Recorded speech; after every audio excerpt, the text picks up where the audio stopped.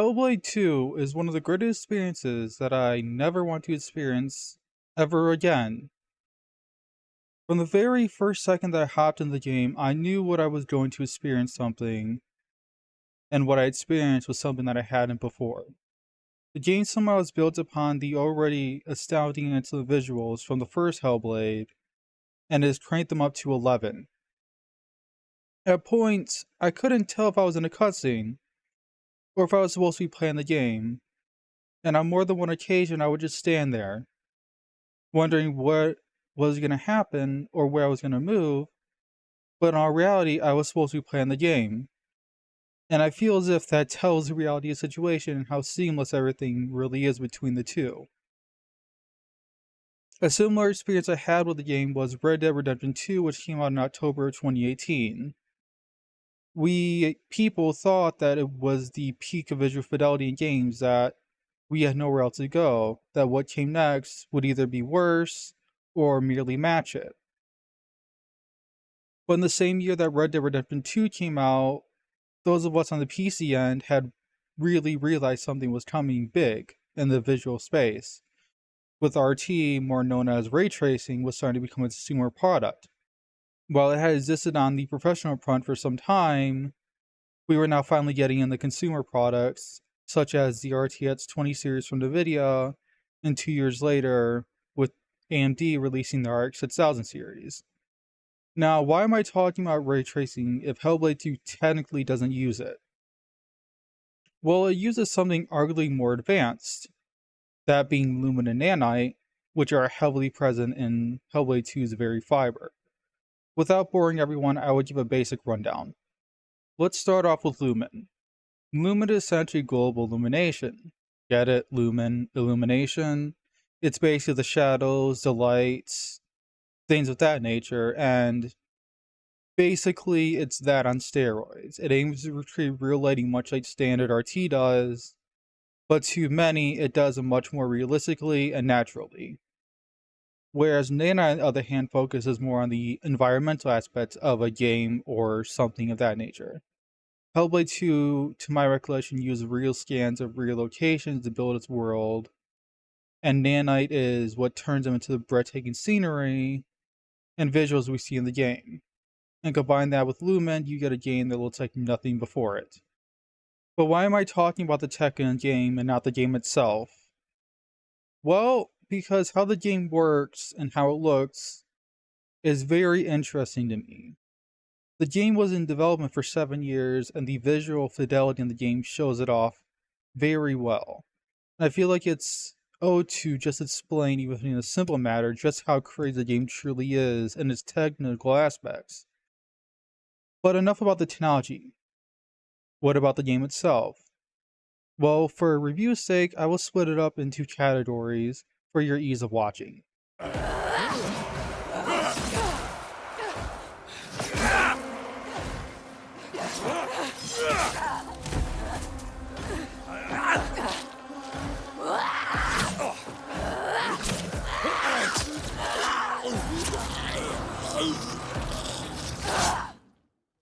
Starting off with combat.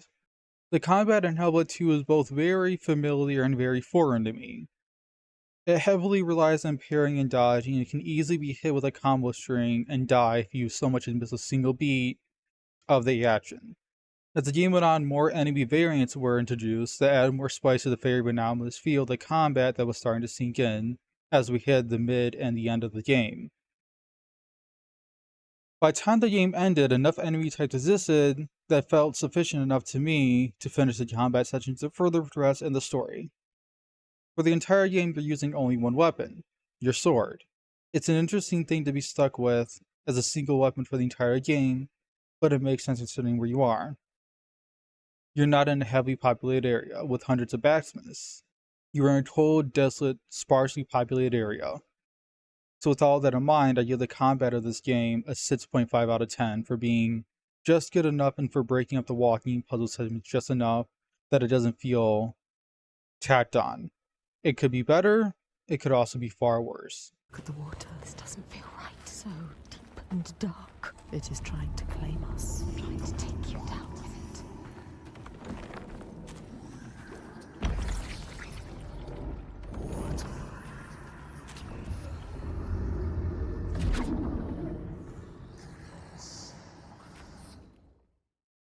Now we head into the puzzle section of this review.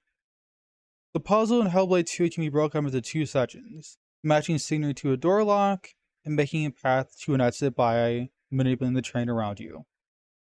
The scenery puzzles as the game went on started to become tedious to an extent, and I at one point looked up a guide for one of them because of my locational issues and I could not find something for a solid 20 minutes. But they were all, overall, they were acceptable, but a downgrade from the puzzles in the first game. The terrain manipulation puzzle, on the other hand, I actually quite enjoyed. They required more thinking than matching up figures in an environment, and they were actually not that abundant, which made them feel more rewarding to finish. And as the game went on, the location became more varied and even more graphically impressive, which was a welcome surprise considering the matching scenery puzzles were very bland in their visual locations. So with that being such a divide between the two, in my opinion, what do I give this section a review? Well, I'm going to split it up, 5 out of 10 for scenery and 7 out of 10 for terrain. I feel it's only fair to rate them separately in my mind, because of the fact that they're two separate types of puzzles. And it just makes more sense to do it that way, at least in my opinion. And if the scenery puzzles didn't start becoming so tedious around the middle to the end of the game, I feel as if the review would be a lot higher for them. I wish you had drowned like the others. Just wait till I get free. You seriously think you will survive here? You don't know this place. He is evil. He knows this place. She should have trusted him. So quiet here. No further. Something's wrong. What happened here? It smells of death. Graphics, 10 out of 10. Moving on. And feel your mind. Your voices. All the parts of you that are broken. You can be whole. All the grief. All the rage. All the fear. Everything I've seen. Everything I've done has led me to this place. We've come so far, not far enough. Now onto the story section. Okay, here we go. Arguably the only part of the game that matters. I completed the game's story in just over 7 hours. I believe 7 hours and 15 minutes to be exact. Which is a perfectly fine length to me. That's about how long the first game is. This will be in two sections, a spoiler-free section and a spoiler section for anyone who cares. If you care about spoiler-free, this is first. Without going into too much detail about the game's story, it is, well, good. It's perfectly fine. The message it reveals throughout the story rings home a lot for what they were going for. Alright, spoiler-free section over. Time to now get into the actual story review. You can leave the video now if you don't want to be spoiled because there's a lot to go over. We open with Senua on a slave ship heading off to 9th century Iceland. A scenically beautiful country ravaged by slavers, corruption, and even more. As the boat gets near the land, it is destroyed and Senua washes up on the shore. She is alone. As she trudges through the shoreline and runs into one of the slavers, and a battle commences. That is our first taste of the combat to come. The more she trudges along, the more she sees, the more psychosis visions appear. As the farther we get along, we inevitably run to the first boss. A boss soon turned into an ally after Senua knocked sense into him. As the story progresses, we soon find out that Iceland isn't just corrupted by slavers, but something much more darker and dangerous than she could have imagined. Giants. Throughout the game, the one running theme is that the giants are unkillable, and thus have to be avoided by any means, whether it be sacrifice or building high up out of their reach. But Senua, and by proxy us the player, soon discover the truth of the giants. They were man-made, at least in a relative sense. Every giant was once a human, like everyone else.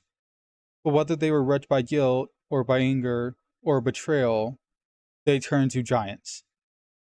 A running theme in this game is Senua battling the inner voices in her head, battling the concept of embracing her legacy, or building her own. The concept of building her legacy comes up more and more as the game progresses, and as soon as she discovers that she is capable of taking down the giants, a feat once thought futile and impossible for any mere human to do. Early on in the game, we discover a group of knights known as the Hidden Folk, and Senua was tasked with finding them and asking for their help. This is technically the longest section in the game, and arguably it's the best section. Start to finish, at least. From start to finish, the Hidden Folk section, I was invested. I played this section in one go. Senua was forced to face her inner demons by them, and she ended up coming out stronger result.